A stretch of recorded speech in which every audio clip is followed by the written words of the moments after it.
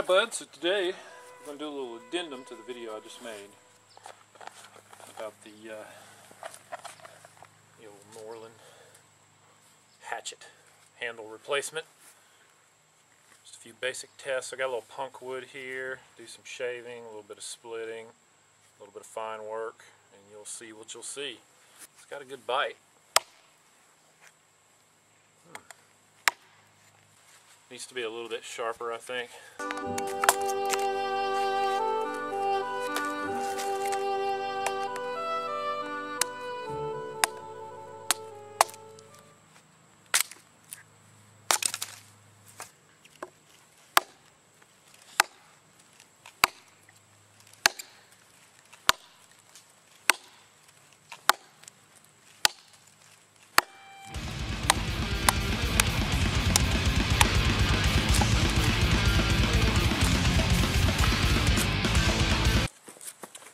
So the idea behind that micro bevel,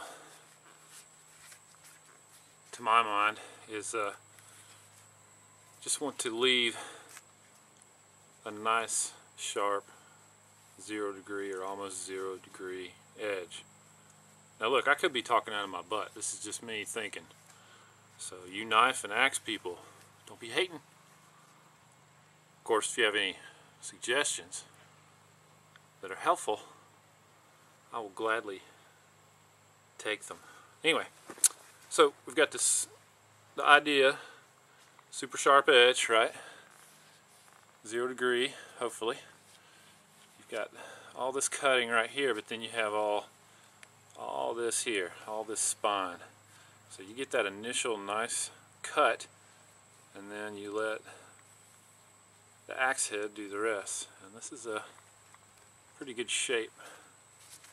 It doesn't have a really long spine, so when you're splitting, there's not a whole lot of travel between here and here, or here and the tip, or the tip and here, whichever. But my wedge is doing well. It doesn't look like my handle has moved at all. I'm probably going to redo this though, just because there's still some space here up top. It hasn't moved. I've been looking at it. One of the shims I put down in there in this space came out. No big deal. I'll just make another one, snug it up even more. But I think what I'm going to do is remove this and sand a little bit off down here, or rasp a little bit off, push it down a little bit more because I want the top of this head to extend just a bit over the head of the hatchet. So blardy blar, technical blah blah blah blibbity blue. That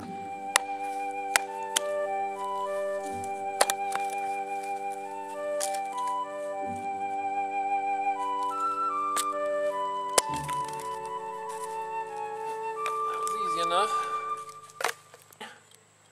Got a smooth cut here.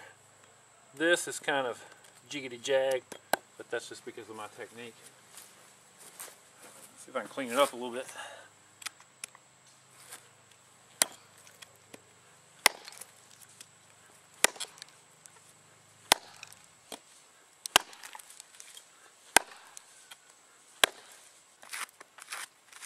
Much cleaner. Almost as clean as this one.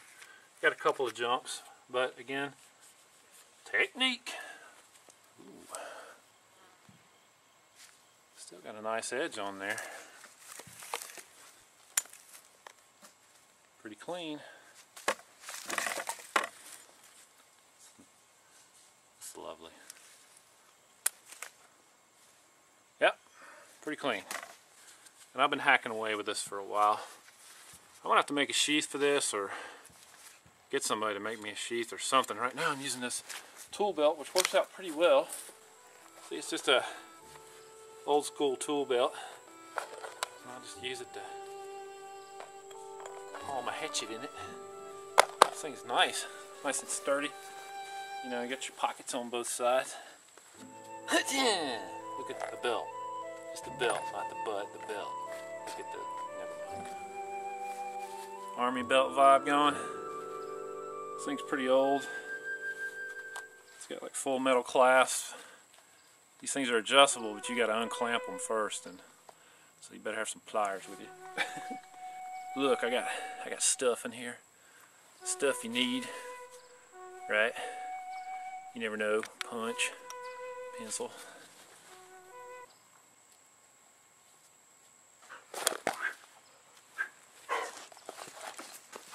Old school tool belt.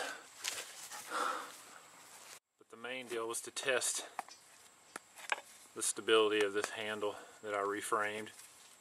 I know it's not pretty. It's not. It's my first one.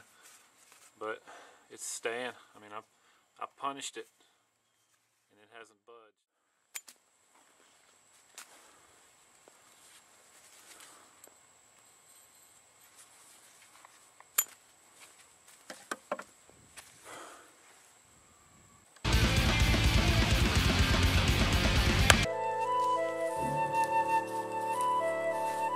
Little add-on, my friend Backwoods American turned me on to the axery.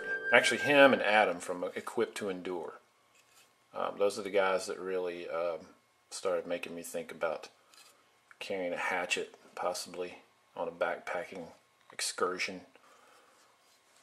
But Backwoods American, he makes some sweet. He refurbishes some sweet axes. I gotta tell you that, and I just did. I told you. So I'll leave a link below for old Backwoods American. Backwoods American. He's an American. Actually, I think he lives in the suburbs. So I don't know what's up with that backwoods gibberish.